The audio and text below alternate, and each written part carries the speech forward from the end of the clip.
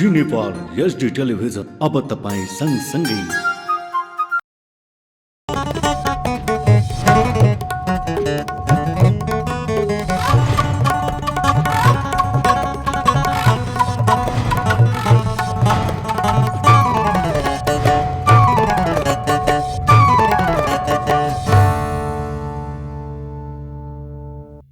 नमस्कार, जी नेपाल न्युजमा यहाँलाई स्वागत छ। म खेमा जोशी। सुरु गरौं प्रमुख समाचारका शीर्षकहरूबाट। नेपाली कांग्रेसले 9 मन्त्री र 1 राज्य मन्त्री लिएर सरकारमा सहभागी हुने, उपनिर्वाचनपछि मात्रै सरकारले पूर्णता पाउने उल्लेख। काठमाडौँको हितमा काम नगर्ने भए सिंहदरबार सार्न सरकारलाई मेयर शाहको आग्रह। काठमाडौँवासीलाई राजनीति नभएर सम्पदा, संस्कृति, कला, सभ्यता चाहिने उल्लेख। सरकार र मिटर ब्याज तथा ठगी विरुद्ध किसान मजदुर सङ्घर्ष समितिको वार्ता भङ्ग। सङ्घर्ष समितिले राखेका 6 बुँदे मागमा सरकारी पक्षले कुनै वास्ता नगरेको आरोप। चीनलाई 1 लाखवटा बाँदर बेच्ने श्रीलङ्काको तयारी। बाँदर बिक्रीबाट अर्थतन्त्रमा योगदान पुग्ने आशा। र शहीद स्मारक ए डिभिजन लिग फुटबलमा 3 स्टार क्लब जित निकाल्न सफल। नेपाल पुलिस क्लब 1-0 गोल अन्तरले पराजित। अब समाचार विस्तारमा। नेपाली कांग्रेसले 9 मन्त्री र 1 राज्य मन्त्री लिएर सरकारमा सहभागी हुने भएको छ। यसअघि सत्ता गठबन्धन दलहरूबीच 8 मन्त्रालय मात्रै पाउने सहमति भएको थियो। तर अहिले सरकारमा जाँदा 9 मन्त्री र 1 राज्य मन्त्री लिएर सरकारमा जाने कांग्रेस नेता सुरेन्द्र आचार्यले बताउनुभयो। पार्टीबाट सरकारमा जानेहरूको नाम लगभग तय भइसकेको उहाँले बताउनुभयो। आजको बैठकमा आफूहरूको अडानको कारणले 3 मन्त्री र 1 राज्य मन्त्री पाउन सफल भएको डाक्टर शेखर कोइराला र गगन थापाले बैठकमा राखेको सुनाउनुभयो। उहाँले वैशाख 10 को उपनिर्वाचन पछि मात्रै अब सरकारले पूर्णता पाउने जानकारी गराएको समेत बताउनुभयो। इतर समूहबाट उपसभापति धनराज गुरुङ, मोरङ 1 डिगबहादुर लिम्बू र कपिलवस्तु 2 का सुरेन्द्र आचार्य र राज्य मन्त्रीमा जाजरकोटकी मैना रावल कार्की सरकारमा जाने निश्चित भएको छ। आफ्नो पक्षबाट सरकारमा जाने मन्त्री र मन्त्रालय, पार्टीका पछिल्ला गतिविधि लगायतको विषयमा छलफल गर्न शेखर गगन समूहको बैठक बालुवाटारमा बसेको थियो। काठमाडौँ महानगरपालिकाका मेयर बालेन्द्र शाहले केन्द्र सरकारलाई काठमाडौँको हितमा काम नगर्ने भए सिंहदरबार अरू पालिकामा सार्न आग्रह गर्नुभएको छ। सामाजिक सञ्जाल फेसबुकमा स्ट्याटस लेख्दै शाहले काठमाडौँको हितमा काम गर्न आग्रह गर्दै त्यसो गर्न नसके सिंहदरबार अरू पालिकामा सार्न आग्रह गर्नुभएको हो। उहाँले सिंहदरबार सारे पनि, राजधानी सारे पनि काठमाडौँवासीलाई आपत्ति नहुने पनि बताउनु भएको छ। शाहले काठमाडौँवासीलाई राजनीति नभएर सम्पदा, संस्कृति, कला, सभ्यता चाहिने उल्लेख गर्नुभएको छ। संघीय सरकारले सहयोग नगरेको भन्दै मेयर शाहको निर्देशनमा सिंहदरबारको फोहोर उठेको छैन। महानगरपालिकाले फोहोर नउठाएपछि मन्त्री परिषदको बैठकले सिंहदरबारको फोहोर उठाउने जिम्मेवारी महानगरपालिकाकै भएकाले जिम्मेवारीबाट पन्छिन नमिल्ने जनाएको थियो। संघीय सरकारले यस्तो निर्णय गरेपछि मेयर बालेन्द्र शाहको यस्तो अभिव्यक्ति आएको हो। मिटर ब्याज तथा ठगी विरुद्ध किसान मजदुर सङ्घर्ष समितिले सरकारी टोलीसँगको वार्ता भङ्ग गरेको छ। बिहिबार गृह मन्त्रालयमा भएको अन्तिम एवं निर्णायक वार्तापछि सरकारी वार्ता टोलीले आफ्ना मागहरू सम्बोधन नगरेको भन्दै समितिले सरकारले बनाएको टोलीसँगको वार्ता भङ्ग गरेको हो। सहमति नजुटेपछि अब मिटर ब्याज तथा ठगी विरुद्ध किसान मजदुर सङ्घर्ष समितिले आन्दोलनलाई निरन्तरता दिने भएको छ। 5 दिनसम्म भएको वार्तामा सरकारी वार्ता टोलीले पुरानै कुराहरू दोहोर्याएको भन्दै त्यसलाई स्वीकार गर्न नसकेर वार्ता भङ्ग गर्नु परेको मिटर ब्याज तथा ठगी विरुद्ध किसान मजदुर सङ्घर्ष समितिका प्रवक्ता निर्ग नवीनले बताउनुभयो। प्रवक्ता नवीनले सङ्घर्ष समितिले राखेका 6 बुँदे मागमा सरकारी पक्षले कुनै वास्ता नगरेको आरोप लगाउनुभयो। नेकपा एमाले निकट राष्ट्रिय युवा सङ्घ नेपालको नयाँ नेतृत्व घोषणा भएको छ। अध्यक्षमा क्षितिज थेबे र महासचिवमा सुमन पुरी चयन हुनुभएको छ। नेपालगञ्जमा सोमबार सुरु भएको 9औं राष्ट्रिय महाधिवेशनमा नेतृत्वका लागि सहमति नभएपछि मङ्गलबार निर्वाचन प्रक्रिया सुरु भएको थियो। अध्यक्षसहित अधिकांश पदमा 2 भन्दा बढी उम्मेद्वारहरूको मनोनयन दर्ता भएपछि फेरि एमाले नेताहरू महेश बस्नेत, राजीव पहाडी लगायतको पहलमा सहमतिमा कमिटी चयन भएको हो। नयाँ नेतृत्वको लागि अध्यक्षमा सन्तोष रावल र क्षितिज थेवेले उम्मेदवारी दिइसकेका थिए। सहमतिका लागि विधान संशोधन गरेर 3 उपाध्यक्षलाई बढाएर 7 जना बनाइएको छ भने सचिवको संख्या घटाइएको छ। महासचिव पुरी पनि क्षितिज थेवेको प्यानलबाट उम्मेदवार थिए। उपाध्यक्षमा अमित लामा, पुष्प श्रेष्ठ, कृष्ण हरिकेशी, महाराज गुरुङ, सीता सुवेदी, रमेश तिवारी र प्रकाश गौतम चयन भएका छन्। उपमहासचिवमा महेन्द्र गुरुङ र राजन थापा, सचिवमा विनय शाह, खेम शर्मा, जय गुरुङ, मोबिन आलम, अनिता कन्दङवा, देवानन्द मेहता, विष्णा चन्द, पर्वत भण्डारी र कुबेर अधिकारी चयन भएका छन्। कोषाध्यक्षमा राकेश राई, लेखा आयोग प्रमुखमा सन्तोष चौलागाई, उपप्रमुखमा नानीराम तिवारी, सचिवमा प्रवीण चयन भएका निर्वाचन अधिकृत अधिवक्ता विकास आचार्यले जानकारी दिनुभयो।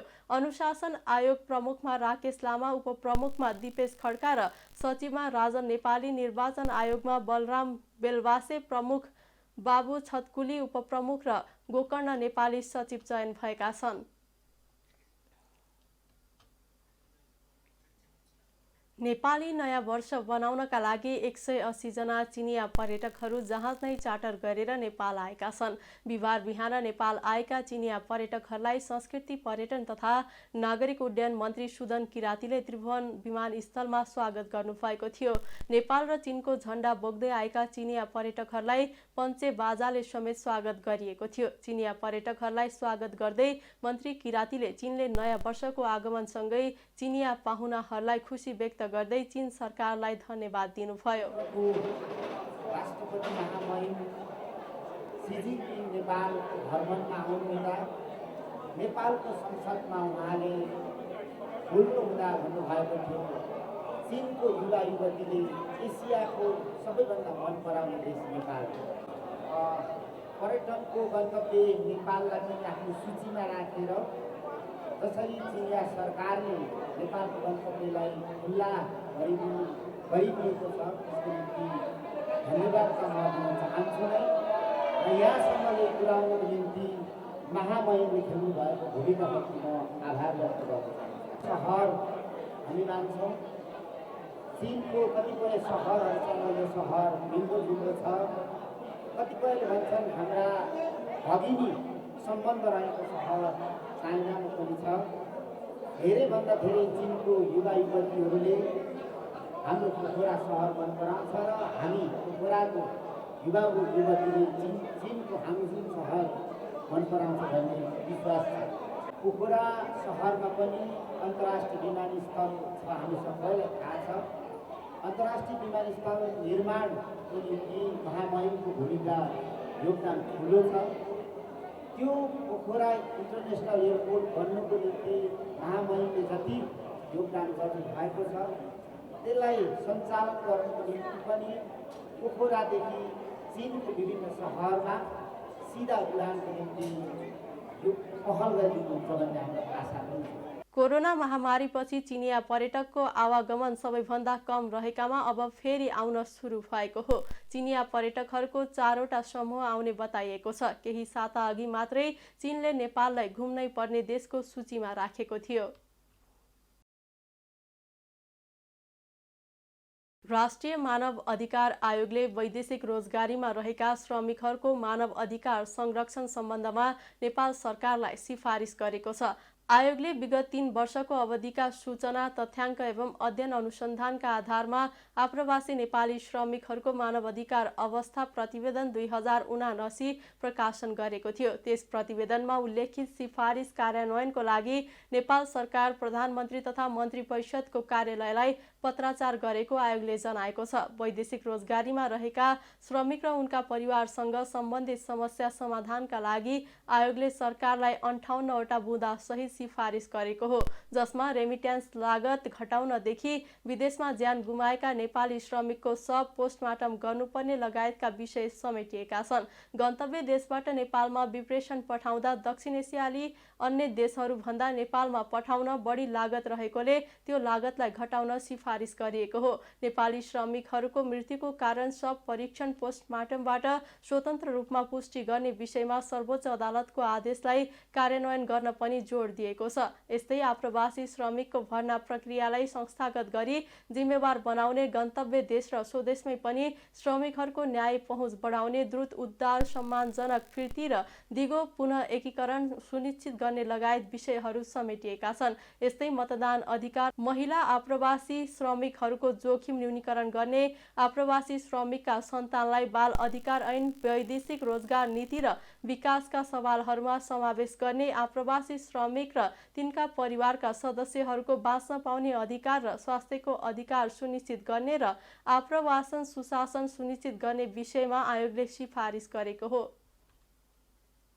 काठमाडौँको मूलपानी क्षेत्रलाई थप परिचित गराउने उद्देश्यका साथ बुधबारदेखि मूलपानीमा दोस्रो मूलपानी महोत्सव 2079-2080 सुरु भएको छ। श्री रिसेश्वर महादेव संरक्षण क्षेत्र परिसर समाज र मूलपानी युवा समाज मूलपानी 6 काठमाडौँको संयुक्त आयोजनामा मेला सुरु भएको हो। मेलाको उद्घाटन कागेश्वरी मनोहरा नगरपालिकाका मेयर उपेन्द्र बहादुर कार्कीले एक समारोह बीच गरे। कृषि, घरेलु हस्तकलाको विकास गरौं, साहित्य संस्कृतिको संरक्षण र प्रवर्धन गरौं भन्ने नाराका साथ महोत्सव सुरु भएको हो। एक रिपोर्ट।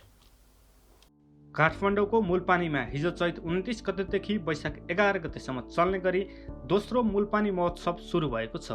महोत्सवको उद्घाटन कागेश्वरी मनोहरा नगरपालिकाका प्रमुख उपेन्द्र कार्कीले गरेका थिए भने उद्घाटन कार्यक्रमको अध्यक्षता रिसेश्वर महादेव मन्दिर संरक्षण क्षेत्रका अध्यक्ष समाजसेवी जगन्नाथ खनालले गरेका थिए। महोत्सवको आयोजक रिसेश्वर महादेव मन्दिर संरक्षण क्षेत्र र मूलपानी युवा समाज रहेका छन्। कृषि, घरेलु हस्तकलाको विकास गरौं, साहित्य संस्कृतिको संरक्षण र प्रवर्धन गरौं भन्ने मूल नारासहित महोत्सव सुरु भएको हो। मूलपानीलाई थप चिनाउने तथा मूलपानीमै रहेको गुरुकुल तथा बाल आश्रमलाई सहयोग गर्ने उद्देश्यले दोस्रो पटक महोत्सवको आयोजना गरेको आयोजक श्री रिसेश्वर महादेव संरक्षण क्षेत्र परिसर समाजका अध्यक्ष जगन्नाथ खनालले बताए। महोत्सवमा खाद्य तथा कृषि सामग्री, नर्सरीका बोट बिरुवाहरू, दैनिक जीवनका लागि आवश्यक सरसामानदेखि लिएर थुप्रै आवश्यक सम्पूर्ण सामानहरू रहेको अर्को आयोजक संस्था मूलपानी युवा समाज मूलपानी 6 काठमाडौँका अध्यक्ष राजकुमार केसीले जानकारी गराए। मेलामा दर्शकलाई आकर्षित गराउन दैनिक राष्ट्रिय तथा स्थानीय कलाकारहरूबाट मनोरञ्जनको कार्यक्रम राखिएको अध्यक्ष केसीले जनाए। त्यसअनुसार दिउँसो 2 बजेदेखि दैनिक फरक फरक चिर परिचित गायक कलाकारहरूलाई ल्याएर मनोरञ्जन प्रदान गर्ने योजना रहेको उनले सुनाए। मेला मूलपानीको चौर नजिकैको खुल्ला क्षेत्रमा भएको छ। मेलामा प्रवेश शुल्क रु 50 राखिएको छ। वृद्ध वृद्धा, अशक्त, अपाङ्ग, बालबालिका लगायतलाई निःशुल्क प्रवेशको व्यवस्था रहेको जनाइएको छ। मेलामा काठमाडौँ उपत्यका र उपत्यका बाहिरका विभिन्न नगरपालिका गरी 15 लाखले अवलोकन गर्ने अपेक्षा राखिएको छ। मेला आगामी वैशाख 11 गतेसम्म चल्नेछ। जी नेपाल 4K टेलिभिजनका लागि विक्रम दाहाल, काठमाडौँ। सवारी दुर्घटना न्यूनीकरण गर्न ट्राफिक प्रहरले चेक जाँचमा कडाई गरेको छ। बढ्दो सवारी दुर्घटना न्यूनीकरण गर्न मापसे चेक जाँचमा ट्राफिक प्रहरले कडाई गरेको हो। बर्दियाबाट अफजल खानको एक रिपोर्ट। बढ्दो सवारी दुर्घटना न्यूनीकरण गर्न मापसे चेक जाँचमा ट्राफिक प्रहरीले कडाई गरेको हो। मापसे गरेर सवारी साधन तीव्र गतिमा चलाउँदा बढी दुर्घटना भएको पाइन्छ। जिल्लाको मुख्य नाकाहरूमा मापसे चेक जाँच गर्न निरन्तर ट्राफिक प्रहरी परिचालन भइरहेको जिल्ला ट्राफिक प्रहरी कार्यालय बर्दियाका प्रमुख वरिष्ठ प्रहरी नायब निरीक्षक ईश्वरी देवकोटाले बताए। बर्दियामा अब मासिक रूपमा 6वटा गम्भीर खबर दुर्घटना हुन्छ। त्यसमा 3 जना, प्रत्येक महिना 3 जना सिरियस घाइते भएको देखिन्छ। रेकर्ड गर्दाखेरि अब यो दुर्घटना न्यूनीकरण गर्नको लागि हामी चाहिँ मापसे चेकलाई फराकका साथ लागू गरेका छौँ। जस्तो राजापुर, हाम्रो यहाँ बुलरिया, बाँसगढी, भुलीगाउँ यी नाकाहरूमा लागू मापसे चेक हुन्छ। त्यस्तै अब यो दुर्घटना न्यूनीकरण गरी बालबच्चा सहभागी हुने, साइकल यात्रीहरू सहभागी हुने देखिन्छ यहाँ बर्दियाको रूपमा। त्यसको लागि हामीले स्कुलमा गएर विद्यार्थी प्रशिक्षण गर्ने, ट्राफिक सम्बन्धी कार्यक्रम गर्ने योजना गरेका छौँ। त्यस्तै चालक प्रशिक्षण भनेर विभिन्न चालकहरू, गाडीहरू, बाइकहरूलाई चेकिङको अवस्थामा त्यहाँ गएर प्रशिक्षण गरी ट्राफिक सम्बन्धी रुलहरूको बारेमा र ट्राफिक दुर्घटनाको गम्भीरताको बारेमा सिकाउने गर्छौँ। र यो दुर्घटना न्यूनीकरणको लागि हामी जिल्ला प्रहरी कार्यालय अन्तर्गत भएर सबै हाम्रो अन्य युनिटहरूमा पनि 1-2 जना ट्राफिकलाई पनि सिभिल परिवेशसँग संयुक्त रूपमा परिचालन भएको हुन्छ। जनतासँग चेकिङ गर्ने र त्यसरी दुर्घटना न्यूनीकरणको लागि प्रयास गरिरहेका छौँ। मासिक रूपमा 6वटा दुर्घटना भएको छ। प्रमुख देवकोटाले भने दुर्घटना न्यूनीकरण गर्न ट्राफिक नियमको व्यापक सचेतना फैलाएका छौँ। विद्यालयमा अध्ययनरत विद्यार्थी, सवारी चालक र सडकमा हिँड्ने सर्वसाधारणलाई ट्राफिक प्रहरीले सचेत बनाइरहेको छ। बर्दियामा सवारी दुर्घटनामा ज्यान गुमाउनेहरूको संख्या बढ्दो क्रममा छ। नमस्ते, म सन्दीप मैनाली। अहिले हाम्रो ट्राफिक प्रहरीहरूको स्थितिको बारेमा भन्नुपर्दाखेरि हाम्रो गुलेरिया नगरपालिकाका विभिन्न सडकहरूका गुणस्तरहरू सुधार भएको र हाम्रो यस नगरपालिकाभित्रका ट्राफिक प्रहरी कार्यालयबाट विभिन्न स्कुल कलेजहरूमा गई ट्राफिक चिन्ह र सडक अनुशासनको बारेमा चेतनामूलक कार्यक्रमहरू सञ्चालन भएकोले गर्दा हाम्रो अहिलेको स्थितिमा यो दुर्घटनाहरू कम भएको छ र ट्राफिक प्रहरीको दुर्घटनाहरू न्यूनीकरण भएको छ। अहिले पहिलाको भन्दा केही सुधार भएको छ अनि हाम्रो ट्राफिकहरूको सहभागिता अलि व्यापक हुँदै गएको छ। अहिले धेरै चिजहरूको बारेमा जानकारी भएका छौँ हामी। हस्त, धन्यवाद। बर्दियामा चालु आर्थिक वर्षको फागुनसम्म जिल्लाका विभिन्न स्थानमा भएका 51वटा सवारी दुर्घटनामा परेर 24 जनालाई ज्यान गुमाएका छन्। जिल्ला ट्राफिक प्रहरी कार्यालय बर्दियाका अनुसार यो अवधिमा भएका सवारी दुर्घटनामा परेर 61 जना घाइते भएका छन्। जिल्ला ट्राफिक प्रहरी कार्यालय प्रमुख वरिष्ठ नायब निरीक्षक ईश्वरी देवकोटाले दिएको जानकारी अनुसार तीव्र गति तथा बाटोको अवस्था अत्यन्त बिग्रेको र चालकले मापसे गरी सवारी चलाएको कारण दुर्घटना बढेको हो। जिल्लामा सडक दुर्घटना न्यूनीकरण गर्नका लागि विभिन्न सचेतनामूलक गतिविधि समेत गरेको जिल्ला ट्राफिक प्रहरी कार्यालयका प्रमुख वरिष्ठ नायब निरीक्षक देवकोटाले बताए। उनले सडक सुरक्षा कार्यक्रम अन्तर्गत सवारी चालकलाई प्रशिक्षण 18वटा सेसनमा गरेर 586 जनालाई, विद्यार्थीलाई विभिन्न विद्यालयमा पुगेर 19वटा सेसनमा 1825 जनालाई ट्राफिक सचेतना कक्षा सञ्चालन गरिएको बताए। उनले सर्वसाधारणका लागि 2वटा कक्षामा 75 जना र अन्तर्क्रिया 3वटामा 85 जनालाई सहभागी गराइएको बताए। उनले चालु आर्थिक वर्षको फागुनसम्म 10,714वटा सवारी कारबाहीबाट 61,84,500 रुपियाँ राजस्व सङ्कलन गरिएको पनि जानकारी दिए। जी नेपाल 4K टेलिभिजनका लागि बर्दियाबाट अफजल खानको रिपोर्ट। पछिल्लो 24 घण्टामा 106 जनामा कोरोना भाइरसको संक्रमण पुष्टि भएको छ। 1488 जनाको नमुना परीक्षण गर्दा 106 जनामा संक्रमण पुष्टि भएको स्वास्थ्य तथा जनसङ्ख्या मन्त्रालयले जनाएको छ। यही अवधिमा 74 जना संक्रमण मुक्त भएका छन्। यसैबीच 24 घण्टामा 31,555 जनाले कोरोना विरुद्धको खोप लगाएका छन्। अहिले सक्रिय संक्रमितको संख्या 435 रहेको मन्त्रालयले जनाएको छ। काठमाडौँ उपत्यकामा 27 जना आइसोलेसन, 12 जना सघन उपचार कक्ष आइसियुमा र 3 जना भेन्टिलेटरमा उपचाररत छन्। केही दिन यता नेपालमा कोरोना भाइरसको संक्रमण बढिरहेको छ। संक्रमण बढेसँगै स्वास्थ्य मापदण्डको पालना गर्न र कोरोना विरुद्धको खोप लगाउन मन्त्रालयले आग्रह गरेको छ। खुल्ला सिमानाको लाभ उठाउँदै नेपालका महिला तथा बालबालिकालाई ललाई फकाई नाका पार गराएर भारतका विभिन्न सहरमा पुर्याउने कार्य निरन्तर जारी छ। मानव बेचबिखनको अत्याधिक जोखिममा रहेको नेपालगञ्ज स्थित जमुनाहा नाकामा प्रहरी र विभिन्न सङ्घ-संस्थाले निगरानी बढाएर कडाई गरे पनि विभिन्न तरिकाले महिला र बालबालिकालाई नाका पार गराउने कार्य रोकिएको छैन। मानव बेचबिखन रोक्ने कार्यमा सक्रिय गैर सरकारी संस्था माइती नेपालले बाँकेको जमुनाहा नाकाबाट गत 1 वर्षको अवधिमा 507 जना महिला र बालबालिकाको उद्धार गरेको जनाएको छ। माइती नेपालको नेपालगञ्ज कार्यालयले सार्वजनिक गरेको तथ्याङ्क अनुसार गत 1 वर्षको अवधिमा जोखिमपूर्ण अवस्थामा नाका पार गर्न लागेका 507 जना महिला र बालबालिकालाई जमुनाहा नाकाबाट नेपाल प्रहरी समेतको सहयोगमा उद्धार गरिएको जनाएको छ। माइती नेपाल नेपालगञ्जका संयोजक केशव कोइरालाले विभिन्न बाहना र प्रलोभन दिएर पश्चिम नेपालका दाङ, सुर्खेत, सल्यान, दैलेख र जाजरकोट लगायतका जिल्लाबाट ल्याई नाका पार गराउन लाग्दा 507 जनाको उद्धार गरेर घर पठाएको बताउनुभयो। उहाँले सो अवधिमा भारत तथा खाडी मुलुक समेतबाट बेचबिखनमा परेका 10 जना महिलालाई ती मुलुकमै पुगेर उद्धार गरेर ल्याइएको जनाउनुभयो। सो अवधिमा विभिन्न जिल्लाबाट हराएका 712 जना महिला र बालिकाको खोज तलास तथा उद्धारको निवेदन परेकोमा खोज तलास गर्दा 246 जना फेला परेको संयोजक कोइरालाले बताउनुभयो। अझै पनि 466 जनाको अवस्था अज्ञात रहेकाले उनीहरूको पनि खोजी कार्य विभिन्न माध्यमबाट जारी रहेको उहाँले बताउनुभयो।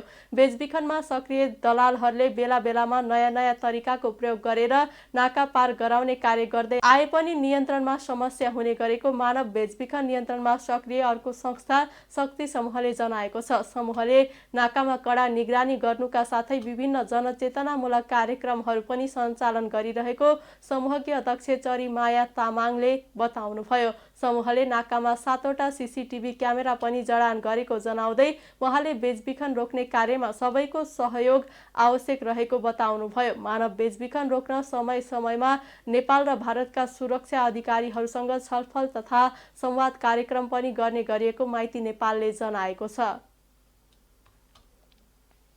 बाँकेको नेपालगञ्जमा पहिलो पटक सडकमा व्यवसाय गर्ने साना व्यवसायीहरूलाई पहिलो पटक सचेतना तालिम दिएको छ। नेपाली उपभोक्ता संरक्षण महाशाखा जिल्ला कार्यसमिति बाँकेले ठेला तथा सडकमा आश्रित रहेर व्यवसाय गरिरहेका व्यवसायीलाई एक दिन तालिम दिएको वरिष्ठ उपाध्यक्ष बिन्दु चर्ती मगरले जानकारी दिनुभयो। उपभोक्ता संरक्षणले नेपालगञ्ज उद्योग वाणिज्य सङ्घको कार्यालयमा बुधबार 30 जना भन्दा बढी साना व्यवसायीलाई तालिम दिएको हो। विशेष गरेर उनीहरूले उपभोक्तालाई कसरी स्वास्थ्य खाना बिक्री गर्न सक्छन् भनेर तालिममा सिकाएको जिल्ला कार्यसमितिका अध्यक्ष विनोद कर्णले बताउनुभयो। कार्यक्रममा नेपालगञ्ज उपमहानगरपालिकाका प्रमुख प्रशान्त विष्टको प्रमुख आतिथ्यतामा सञ्चालन भएको थियो। कार्यक्रममा बोल्ने वक्ताहरूले उपभोक्ताको हित तथा व्यवसायीहरूलाई सचेतना गर्ने कामको जिम्मेवारी नेपालगञ्जले पनि लिनुपर्ने बताउँदै गर्दा प्रमुख अतिथि विष्टले नेपालगञ्जका ठेला व्यवसायीहरूको व्यवस्थापन नेपालगञ्जले गर्दै आएको बताउनुभयो। जिल्ला विपद व्यवस्थापन समिति बाँकेको आयोजनामा आगलागी नियन्त्रण सम्बन्धी कृत्रिम घटना अभ्यास बुधबार नेपालगञ्जमा सम्पन्न भएको छ। आगीपुर बस्तीमा अचानक आगलागी हुँदा 8 घर परिवार प्रभावित भएका थिए। स्थानीयवासीको प्रयास गर्दा गर्दै आगो नियन्त्रण नभएपछि जिल्ला आपतकालीन कार्य सञ्चालन केन्द्रमा स्थानीयवासीले सूचना गरेपछि सुरक्षा निकाय, नेपाली सेना, सशस्त्र प्रहरी, नेपाल प्रहरी र दमकलको सहयोगमा आगो नियन्त्रण गरिएको परिदृश्य देखाइएको थियो। आगो नियन्त्रणका लागि घरेलु तथा आधुनिक उपकरण प्रयोग गरिएको थियो। यसैगरी आगोमा परि घाइते भएका 6 जनाको उद्धार गरी प्राथमिक उपचार केन्द्रमा तत्काल उपचार गरी अस्पताल पठाइएको थियो। बाँके जिल्लाका प्रमुख जिल्ला अधिकारी एवं जिल्ला विपद व्यवस्थापन समितिका अध्यक्ष विपिन आचार्यले सरकारसँग उपलब्ध जनशक्तिहरूको क्षमता अभिवृद्धिका लागि हरेक वर्ष कृत्रिम घटना अभ्यास गर्दै आएको र आवश्यक परेको बेला तत्काल विपदमा उद्धार गर्न परिचालन गर्ने अभिप्रायले यस्तो अभ्यास गरिएको बताउनुभयो। उहाँले पूर्व तयारीले जोखिम न्यूनीकरणमा सहयोग पुग्ने कुरा उल्लेख गर्नुभयो। नेपाल रेड क्रस सोसाइटीद्वारा सञ्चालित सहरी विपद तथा भूकम्पीय पूर्व तयारी परियोजनाद्वारा तालिम प्राप्त प्राथमिक उपचार स्वयंसेवक घाइतेहरूको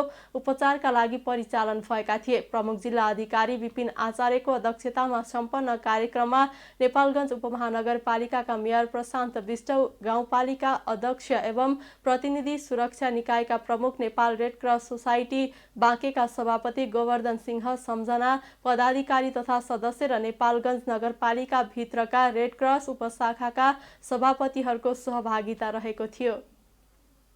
भारतबाट आयात हुने तरकारीको अब नियमित विषादी परीक्षण हुने भएको छ। तरकारी तथा खाद्यान्न जाँच सम्बन्धी कार्यविधि मङ्गलबार बसेको मन्त्री परिषदको बैठकले पास गरेको छ। कार्यविधि पास भएसँगै अब भारतबाट आयात हुने तरकारीको नियमित विषादी परीक्षण हुने कृषि तथा पशुपक्षी विकास मन्त्रालयले जनाएको छ। अब भारत तथा विदेशी मुलुकबाट आउने र नेपालमा उत्पादित हुने तरकारीको पनि विषादी परीक्षण हुनेछ। नेपाल सरकारको मातहतका विभाग अन्तर्गतका ल्याब बाट विषादीको परीक्षण हुनेछ। विदेशबाट भित्रिने तरकारीको भने सीमा नाकामै विषादी परीक्षण गर्ने व्यवस्था मिलाइएको जनाइएको छ। यसअघि कृषि तथा पशुपक्षी विकास मन्त्रालयले पेश गरेको विषादी परीक्षण सम्बन्धी प्रस्ताव मन्त्री परिषदबाट फिर्ता भएको थियो। 2079 मङ्सिर 4 गते प्रतिनिधि सभा र प्रदेश सभाको निर्वाचन भए पश्चात नयाँ सरकार गठन भएपछि पुरानो मन्त्री परिषदका निर्णय स्वतः फिर्ता जाने प्रचलन अनुरूप सो प्रस्ताव पनि फिर्ता गएको गरेको थियो। प्रस्ताव फिर्ताको विषय सञ्चार माध्यममा सार्वजनिक भएर चर्को आलोचना भएपछि प्रधानमन्त्री पुष्पकमल दाहाल प्रचण्डले तुरुन्तै अर्को प्रस्ताव ल्याउन निर्देशन दिनुभएको थियो। कृषि तथा पशुपक्षी विकास मन्त्रालयले तत्कालै नयाँ प्रस्ताव तयार गरी मन्त्री परिषदमा पेश गरेको थियो। गत फागुन 25 गते बसेको मन्त्री परिषदको बैठकले उक्त प्रस्तावमाथि छलफलका लागि सम्बन्धित समितिहरूमा पठाउने निर्णय गरेको थियो। नेपालगञ्जका व्यवसायी विस्थापित हुने सम्भावना रहेको छ। होटल व्यवसायी सङ्घ बाँकेका अध्यक्ष रङ्गबहादुर खड्काले व्यवसायीलाई मासिक भाडा तिर्न गाह्रो हुँदै गइरहेको अवस्थामा विस्थापित हुने प्रबल सम्भावना रहेको बताउनुभयो। एकातिर आम्दानी बढ्नुको साटो घट्दै गइरहेको र अर्कोतिर लगानी गर्ने वातावरण समेत नभएको हुँदा व्यवसायी दिन प्रतिदिन मर्कामा पर्न थालेको उहाँले बताउनुभयो। नेपालगञ्जमा साना मझौला र ठुला गरेर 700 होटल छन्। त्यसमध्ये 500 व्यवसायीले मात्र नवीकरण गरेका छन्। नेपालगञ्जका एक होटल व्यवसायी विस्थापित भएको उहाँले बताउनुभयो। विगत 25 वर्षदेखि होटल व्यवसायीका रूपमा चिनिँदै आउनुभएका खड्काले पहिलाको तुलनामा 40%ले व्यवसायमा ह्रास आएको बताउनुभयो। अध्यक्ष खड्काले व्यवसायीलाई माथि उठाउन नेपाल सरकारले ब्याङ्कसँग सहकार्य गरेर बढेको ब्याज दर घटाइदिने व्यवस्था गर्न आवश्यक रहेको बताउनुभयो। साथै उहाँले आर्थिक मन्दी चलिरहेकै समयमा घर धनीले पनि घर भाडा बढाउनुको साटो भाडा घटाइदिए व्यवसायीलाई धेरै राहत हुने पनि बताउनुभयो। नेपालगञ्जका मुख्य बजार क्षेत्रमा दिन प्रतिदिन सटर खाली हुन थालेका छन्। कोभिड-19 को मारमा परेका व्यापारी गत फागुनदेखि यता झनै मारमा पर्न थालेका हुन्। गोदाम र पसलमा लाखौंका सामान मौजदात छन्, तर कारोबार ठप्प हुँदै गइरहेकाले आफूहरू मारमा परेको व्यापारी बताउँछन्। यस्तै नेपालगञ्ज उद्योग वाणिज्य सङ्घका पूर्व अध्यक्ष नन्दलाल वैश्यले साना लगानीका व्यवसायीलाई दिने भनिएको कम ब्याज दरको ऋण पाउने कार्यविधि समेत बन्न नसकेको बताउनुभयो। कोभिड-19 र त्यसपछि उब्जिएको आर्थिक सङ्कटले नेपालगञ्जको अर्थतन्त्र धराशयी बनाएको नेपालगञ्ज उद्योग वाणिज्य सङ्घका अध्यक्ष अब्दुल वाहिद मन्सुरीले बताउनुभयो। सङ्घका महासचिव चिरञ्जीवी ओलीले सरकारका तर्फबाट मर्कामा परेका व्यवसायीलाई देखिने गरी कुनै राहत पुग्न नसकेको बताउनुभयो। उहाँले व्यापारी मर्कामा पर्नका कारण केवल बैंकको ब्याज तिर्न नसकेर मात्र नभई सरकारले पुँजीगत खर्चलाई द्रुत गतिमा अघि बढाउन नसकेको बताउनुभयो। नेपालगञ्जमा 20% भाडाका सटर बन्द भएको उहाँले बताउनुभयो। अमेरिका र दक्षिण कोरिया पठाउन सक्छु भन्दै 100औं व्यक्तिबाट करोडौं रुपैयाँ ठगी गर्ने एकजनालाई प्रहरीले पक्राउ गरेको छ। 100औं व्यक्तिलाई विश्वास दिएर अमेरिका र दक्षिण कोरिया पठाउँछु भन्दै करोडौं रुपैयाँ उठाएपछि सम्पर्कविहीन भएका काठमाडौँका 42 वर्षीय पवन राणालाई पक्राउ गरी वैदेशिक रोजगार विभागमा पठाएको काठमाडौँ उपत्यका अपराध अनुसन्धान कार्यालयले जनाएको छ। ठूलो संख्यामा मानिसहरूलाई ठगेर फरार भएको भन्दै विभागले पक्राउ गरिदिन पत्राचार गरेपछि कार्यालयले पक्राउ गरी बुधबार विभागमा पठाएको हो। राणाले आफूलाई ठगेको भन्दै विभागमा उजुरी दिनेको संख्या 100 भन्दा बढी छ। कोहीलाई अमेरिका त कोहीलाई दक्षिण कोरिया पठाउँछु भन्दै राणाले रकम असुलेका थिए। अब अर्थ समाचार। हिजो बुधबार 92 अङ्कभन्दा धेरैले बढेको शेयर बजार आज बिहिबार 29 अङ्कले घटेको छ। शेयर बजार परिसूचक नेफ्से आज वर्ष 2079 को अन्तिम दिन 29.08 अङ्कले घटेर 1934.48 बिन्दुमा छरेको छ। आज सबै समूहको शेयर घटेकोमा उत्पादन विकास ब्याङ्क, बीमा र फाइनान्स समूहको शेयर उच्च अङ्कले ओह्रालो लागेको छ। बजारसँगै कारोबार रकममा पनि कमी आएको छ। 270 वटा कम्पनीका 49,13,000 किता शेयर 1 अर्ब 65 करोड 33 लाख रुपैयाँमा कारोबार भएका छन्। सबैभन्दा धेरै शिवम सिमेन्टको 8 करोड 42 लाख रुपैयाँको शेयर किनबेच भएको छ। आज सबैभन्दा धेरै एनआरएन पूर्वाधार ब्याङ्क, धौलागिरी लघुवित्त, एक्सेल विकास ब्याङ्क, सृजनशील लघुवित्त र अप्पर सोलु हाइड्रो इलेक्ट्रिक कम्पनीको शेयर 4.5% घटेको छ। समग्रमा बजार घटे पनि मोलुङ खोला जलविद्युत, आदर्श लघुवित्त र कालिन्चोक दर्शन लिमिटेडको शेयर 10% बढेको छ। बैंक तथा वित्तीय संस्थाले वैशाख महिनाका लागि नयाँ ब्याज दर सार्वजनिक गरेका छन्।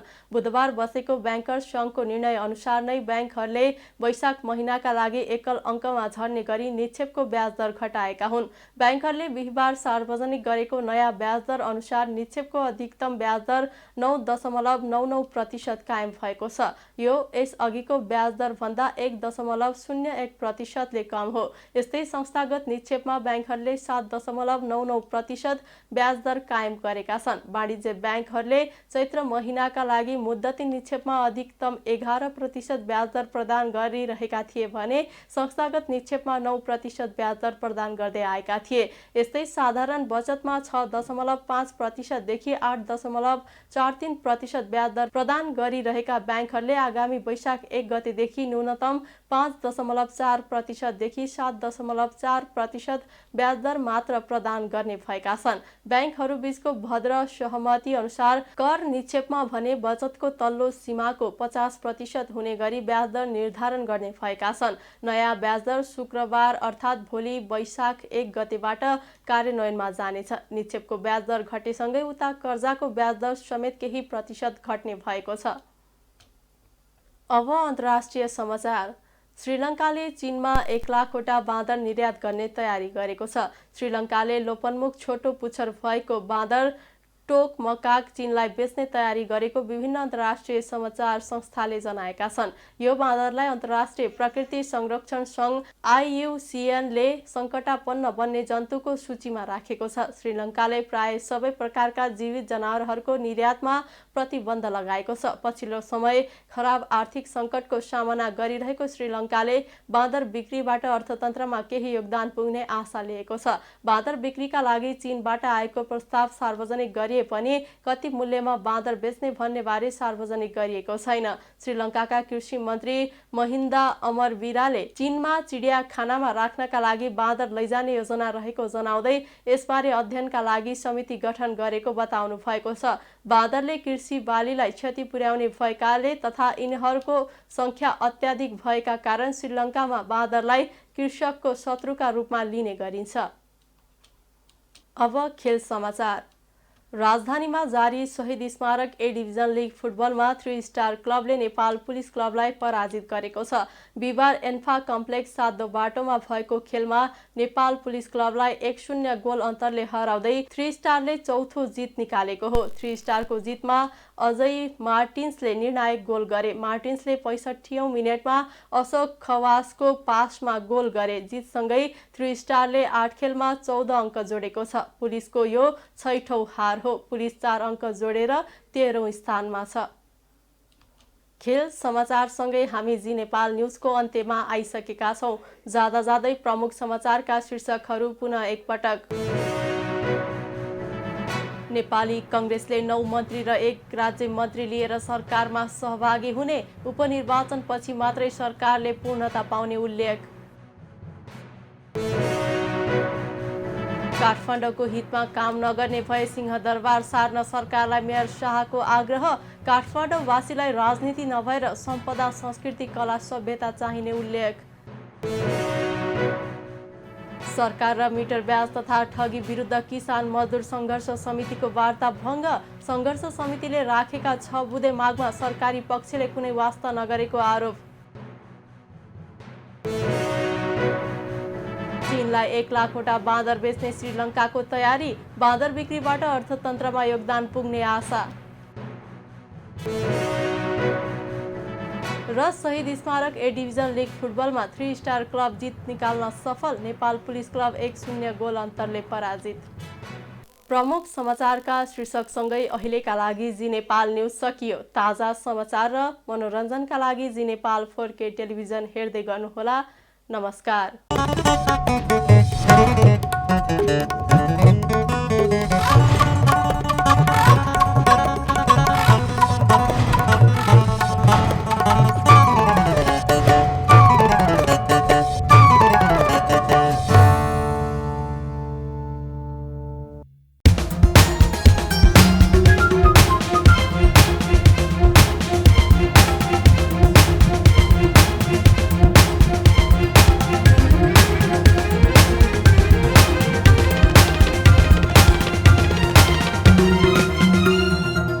जी नेपाल HD टेलिभिजन अब तपाईँ सँगसँगै